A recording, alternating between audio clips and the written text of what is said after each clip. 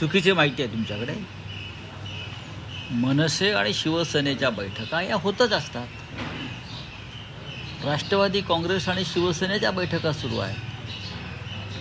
आमचे लोक राजसाहेबांना भेटायला जातात, मनसेचे लोक मातोश्रीवरती येतात. त्यात नवीन काय आहे बैठकांची? आणि कोणताही तिढा वगैरे नाही. शिवसेना आणि महाराष्ट्र नवनिर्माण सेनेमध्ये जागा किंवा अन्य गोष्टीवरून तुम्ही जो म्हणताय तिढा पेच असं काही नाही. सगळं सुरळीत आहे, दिसेल तुम्हाला. किती जागांवर एकमत झालेलं आहे? कशाला पाहिजे? कशाला पाहिजे किती जागा? आमच्या दोघांमध्ये किती जागा हा विषयच नाही आहे. हे स्वतः माननीय राज ठाकरे यांनी वरळीतल्या पत्रकार परिषदेत सांगितलं. जागा किती आणि आकडा किती ह्याच्यामध्ये कोणीच पडत नाही. शेवटी जे काही राहणार आहे ते शिवसेना मनसे या एका कुटुंबात राहणार आहे. दादर शिवडी हे 2 दिवस बाकी आहेत. 2 तास असले, 2 तास की आवश्यकता नाही, पण कार्यकर्त्यांमध्ये कन्फ्युजन यामुळे कार्यकर्त्यामध्ये कन्फ्युजन जे काय आहे ते काय इलेक्ट्रॉनिक मीडियाच्या चॅनलमध्ये जाऊन ते उभे आहेत का? आम्ही कन्फ्यूज आहोत सांगायला? आमच्याकडे येतील ना. कोणी कन्फ्यूज नाही आहे. प्रत्येकाला कोणी निवडणुका लढायच्या आहेत, कोणी अर्ज भरायचे आहेत, त्या संदर्भात सूचना गेलेल्या आहेत. त्यांना एबी फॉर्म आज मिळणार आहे. भांडूप, दादर, माही अशा 3-4 जागांवरती तिढा, त्याच्याबद्दलचं काय असं कोणी चर्चा? कोणी अधिकृतपणे सांगितलं आहे का आमच्याकडून किंवा राजसाहेबांकडून? मला असं वाटत नाही. हे तुमचे स्पेक्युलेशन्स आहेत. दादर असेल, माहीम असेल, भांडूप असेल, विक्रोळी असेल, मुलुंड असेल, आमच्यातला विषय असेल तर आम्ही सोडवायला समर्थ आहोत ना. कार्यकर्ते असतात, दोन्ही पक्षाचे इतर काही लोक असतात. प्रत्येकाची इच्छा निवडणूक लढण्याची असते. त्यांना समजवावं लागतं की ह्या वेळेला मुंबईची लढाई ही मराठी माणसाच्या अस्तित्वाची, अस्मितेची लढाई आहे. आणि कार्यकर्ते समजून घेत आहेत आणि चांगल्या प्रकारे चाललेलं आहे. कोणी कोणाकडे जाऊन रडत नाही आहे. दुसऱ्या बाजूला सर, काल मुंबई भाजपचे अध्यक्ष अमित साटम आणि महायुतीच्या नेत्यांनी स्पष्ट केलं की 207 जागांवरती आमचा निर्णय झालाय. 20 जागांचा हा त्यांचा आघाडीचा आपला प्रश्न. अधिकृतपणे कधीपर्यंत समजू शकतो? आमचं अधिकृत अनधिकृत काय नाही. ज्या दिवशी अर्ज भरण्याची शेवटचा दिवस असेल त्या दिवशी कोण कुठे लढते हे तुम्हाला कळेल. शेवटपर्यंत ही उत्सुकता ताणली जाणार. त्याला कशाला उत्सुकता पाहिजे? आम्हाला माहिती आहे ना आमच्या पक्षामध्ये किंवा राजसाहेबांच्या पक्षामध्ये कोणी काय करायचं आहे. दोन्ही पक्षामध्ये कमालीचा समन्वय आहे, नेत्यांमध्ये समन्वय आहे. एकमेकांशी आम्ही कधीही जाऊन चर्चा करू शकतो, बोलू शकतो. अजून काय हवं युतीमध्ये? कोणताही तणाव नाही. राष्ट्रवादी शरद पवार पक्षासोबत बोलणी चालू होती. नाही, किती जागांचा प्रस्ताव? नाही, प्रस्तावाचा प्रश्न नाही. त्यांनी आमच्याकडे ज्या जागा मागितल्या त्यापैकी बऱ्याचशा जागा आम्ही त्यांना देऊ शकलो. नाही, ते सांगतील ना, मी कशाला सांगू? जयंतराव सांगतील किंवा शशिकांतराव शिंदे सांगतील, ते सांगतील. तर सर, तुम्ही म्हणाला होता काँग्रेससोबत शेवटच्या टप्प्यापर्यंत बोलणी सुरू होती. नाही बघा, मुंबई वंचितसोबत युती केल्याचं घोषणा केलेली आहे आणि करू द्या ना. पण प्रकाश आंबेडकरांनी मान्य केलं आहे का? काँग्रेसने घोषणा केली हे बरोबर आहे, पण माननीय प्रकाश आंबेडकर यांनी ही युती मान्य केली आहे का? जर त्यांनी ती युती मनापासून स्वीकारली असेल तर प्रकाश आंबेडकर आणि काँग्रेसच्या आघाडीचं आम्ही स्वागत करू. प्रकाश आंबेडकरांसारखी ताकद जर काँग्रेसला मिळत असेल तर नक्कीच आनंद आहे. आम्ही लोकसभेला प्रयत्न केला, विधानसभेला प्रयत्न केला, पण आम्हाला यश मिळू शकलं नाही. खरं म्हणजे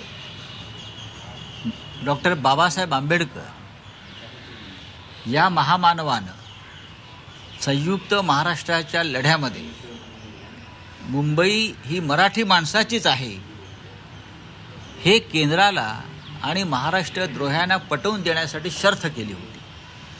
आणि मुंबई महाराष्ट्राला आणि मराठी माणसाला मिळण्यामध्ये डॉक्टर बाबासाहेब आंबेडकरांचंही मोठं योगदान आहे. त्याच्यामुळे प्रकाश आंबेडकरांना सुद्धा ही मुंबई मराठी माणसाच्या ताब्यात राहावी असं वाटायला कोणती अडचण आहे असं मला वाटत नाही. आणि वारंवार प्रकाश आंबेडकर यांनी सुद्धा मुंबईवर मराठी माणसाचा हक्क असल्याचं जे मत आहे डॉक्टर आंबेडकरांचं ते अधोरेखित केलेलं आहे. काँग्रेसबरोबर राहून मुंबई महाराष्ट्रात राहणार असेल, लढायला सगळे तयार असतील तर आम्ही या लढाईचं पण स्वागत करू. पण मुंबईच्या या मुद्द्यावरती काँग्रेसला सोबत घेऊन या सगळ्यावरती एकमत का नाही झालं? प्रकाश आंबेडकर यांच्यासोबत नाही, हा काँग्रेसचा प्रश्न आहे. एकमत का झालं नाही? आम्ही काँग्रेसला त्यांना हव्या असलेल्या जागा द्यायला तयार होतो. काँग्रेसला ज्या जागा हव्यात, जे काँग्रेसचे बालेकिल्ले आहेत, ते देण्यासंदर्भात आमच्यात एकमत होतं. स्वतः राज ठाकरे यांचीसुद्धा तीच भूमिका होती, सगळ्यांनी एकत्र राहावं. पण राज ठाकरे आहेत म्हणून आम्ही नाही, ही भूमिका योग्य नाही. आम्हाला भारतीय जनता पक्षाच्या राक्षसांचा पराभव करायचा आहे. सर, बारामतीमध्ये आज दोन्ही पवार बंधू आहे, पवार कुटुंब आहे, एकत्र येत आहेत. एआयच्या नवीन इमारतीच्या उद्घाटनासाठी गौतम अदानी तिथे उपस्थित राहणार आहे. मग त्याच्यावरती अदानींना शिवाय देतात, त्याला जोडून एका बाजूला महाविकास तुम्ही शब्द आघाडी- जपून वापरा. शिवाय हा शब्द चुकीचा आहे. आम्ही आमची भूमिका मांडतो. मुंबईवर ज्या पद्धतीनं एक उद्योगपती ताबा मिळवतो आहे, मोदींचा मित्र आणि भाजपचा मित्र, त्याच्यावरती आमचा तात्विक आणि नैतिक विरोध आहे. आणि ही लढाई जी मुंबईची आहे, ही गौतम अडाणी यांच्या मुंबई ताब्यात घेण्याच्या विरुद्ध आहे, जी भारतीय जनता पक्षाच्या मदतीनं मुंबई गिळण्याचा प्रयत्न होतो आहे. हां, ते उद्योगपती आहेत, अनेक उद्योगपती आहेत, पण त्यांच्या पद्धतीनं हव्यास कोणी मला कुठला इतर उद्योगपतीनं मुंबईच्या बाबतीत दाखवल्याचं दिसलं नाही इतक्या वर्षामध्ये. टाटा, बिर्ला, अंबानी, अनेक उद्योगपती या मुंबईमध्ये बिल्डर येऊन गेले. पण ज्या पद्धतीनं अडाणींना मुंबई गिळण्यासाठी उत्तेजन दिलं जात आहे, हे मुंबईसाठी आणि मराठी माणसासाठी अत्यंत घातक आहे. अदानीच्या बाजूला बाबतीत सर, एका बाजूला ही इंडिया सगळी आघाडी- भूमिका असताना पवारांशी त्यांची जवळीक सातत्यानं हा त्यांचा प्रश्न आहे. शरद पवार आणि गौतम अडाणी यांचे संबंध हे राजकीय नाही आहेत, कौटुंबिक आणि व्यक्तिगत आहेत.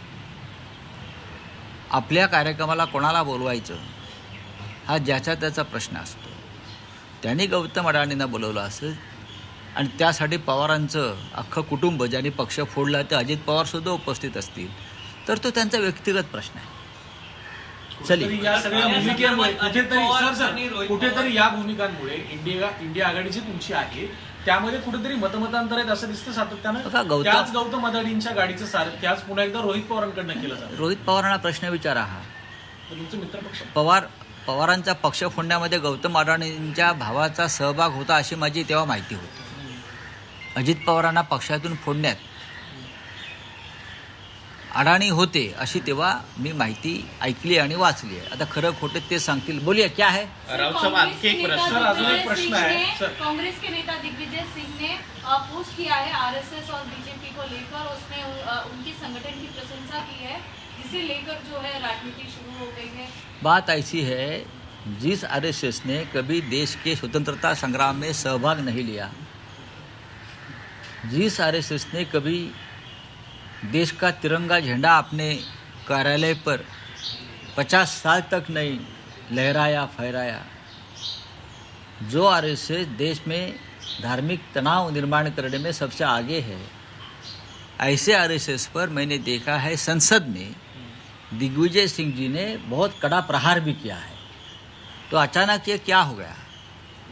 ये मुझे, हमारे मित्र है दिग्विजय सिंह जी, उनसे मैं समझ लूँगा ये उनका मत परिवर्तन कैसा हुआ है. सर, सर, मराठीमध्ये हाच टीएमसी के नेता मुद्दा. अभिषेक बैनर्जी ने बाबरी मस्जिद को लेकर बड़ा बयान दिया है. हुमायूं कबीर को लेकर उन्होंने टिप्पणी की है कि बीजेपी में और आप में क्या फर्क है. अब बीजेपी हुमायूं कबीर जो है, हुमायूं कबीर जो है बीजेपी का एजेंट है.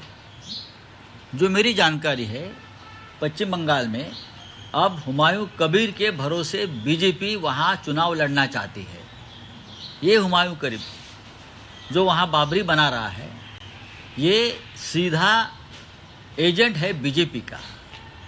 और हुमायूं कबीर के भरोसे अगर बीजेपी चुनाव लड़ना चाहती है तो ये हमारे वेस्ट बंगाल के सभी जो बंगाली भाई है उसने ये धोखा समझ लेना चाहिए. सर, महाविकास आघाडीचे जे काही जागा वाटपाचे कथित वाद आहे, तुम्ही असं म्हणताय की कुठलाच वाद नाहीये, त्यावरती भाजपकडनं टीका करण्यात आली आहे की गावकी पुढे भावकीचं चालत नाही असं भाजप प्रवक्त्यांकडनं नवाब यांच्याकडनं म्हणण्यात आलं. बघा, ते कोण काय बोलते त्यांना आम्ही काय फार किंमत देत नाही. यांची पोटं आमच्या पक्षावरती अवलंबून आहेत, आम्ही काय करतो काय नाही. ही गावकी भावकी जे काय आहे ते आम्ही पाहू, आम्ही समर्थ आहोत. चोरलेल्या पक्षाच्या, अमित शहाच्या पक्षाच्या, जो चोरला पक्ष आमचा, त्यांची काय लायकी आहे, भावकी गावकी, मी त्याचा अभ्यास करा. सर, दिग्विजय सिंग जे साहेब, जेव्हा शिवसेना काँग्रेसचे फुटली नेते दिग्विजय जेव्हा सिंग जे शिवसेना आहेत, फुटली तेव्हा राजा का बेटा राजा नाही बनेगा असा नारा शिंदे गटाने दिलेला होता आणि आता त्याच खासदार नरेश मस्किनच्या मुलाला ते निवडणुकीच्या रिंगणामध्ये उतरवण्याचा प्रयत्न करतायत आणि नाही. त्यांच्याच कार्यकर्त्यांकडून विरोध होतोय. ठीक आहे, तो त्यांचा प्रश्न. सर, बांग्लादेश में पिछले 6 महीनों में हिंदुओं पर 71 अटैक हुए हैं, सर क्या कहना चाहिए?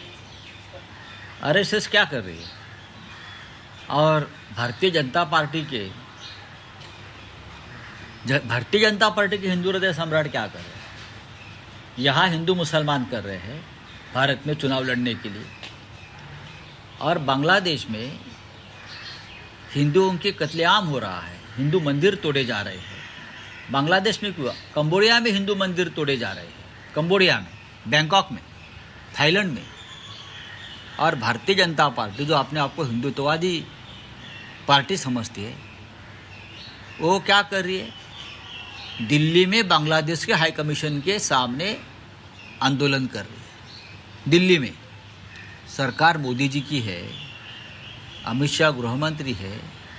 हाँ, जैसे आपने ऑपरेशन सिंदूर किया ना, वो आधा अधूरा छोड़ दिया.